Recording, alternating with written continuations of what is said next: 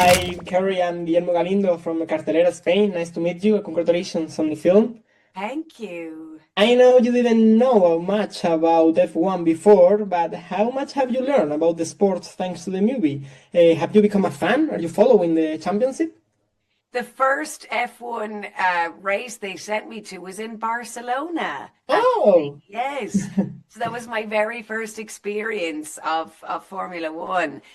I Um, was there last year. it So, would have been 2023, actually. It would have been oh, like, no. yeah, 2 years. And I remember being so surprised that so many people were walking so far like carrying like picnics and everything to come see this race. I'm one of them. So, Oh, are you? Oh, I wow. know how it feels. Yeah. Yeah, it was And pretty it's wild. hot. Yeah, it's difficult, but And then also having Javier Bardem in the movie as well was pretty amazing. I've always wanted to work with him. But what did I learn about Formula One? I mean, I learned a lot. The technical stuff I tried to just limit to what I needed to know for my particular scenes because otherwise it was quite overwhelming.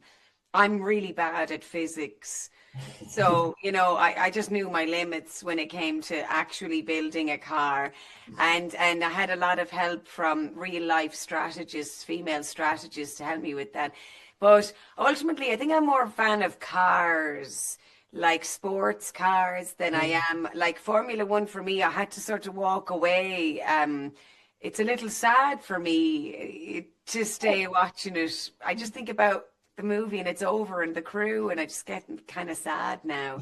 So I pay attention to cars a little more. okay, okay, that's fine.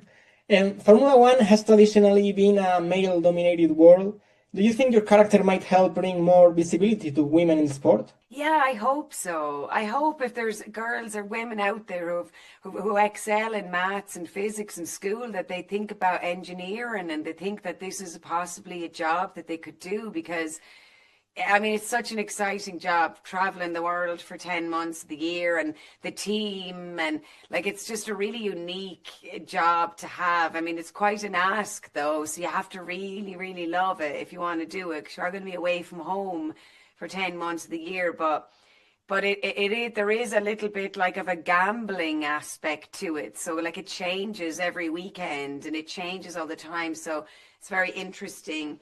And yeah, that it sort of levels the playing field. If you're intelligent enough and you work hard enough and study hard enough, you could work for a Formula One team. You don't need to come from money. As a Spaniard, I couldn't help but notice all the Spanish expressions Javier Bardem uses in the movie, especially when he's hungry. Did any of them stick with you?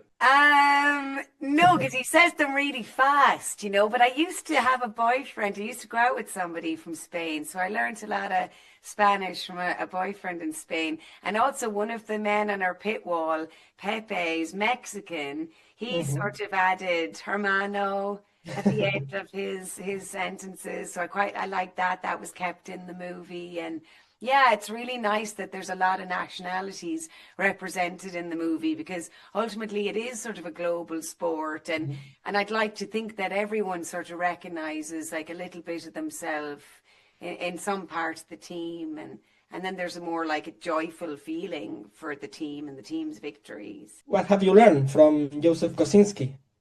Oh my God. Gee, like there's so many things like being really calm under pressure. Like Joseph never ever got stressed out with anybody ever. He was so respectful of every department. I think he kind of taught me about myself to just trust my to just like to have fun and trust my instinct and be very relaxed. And then he was just a very kind man, like take away the movie.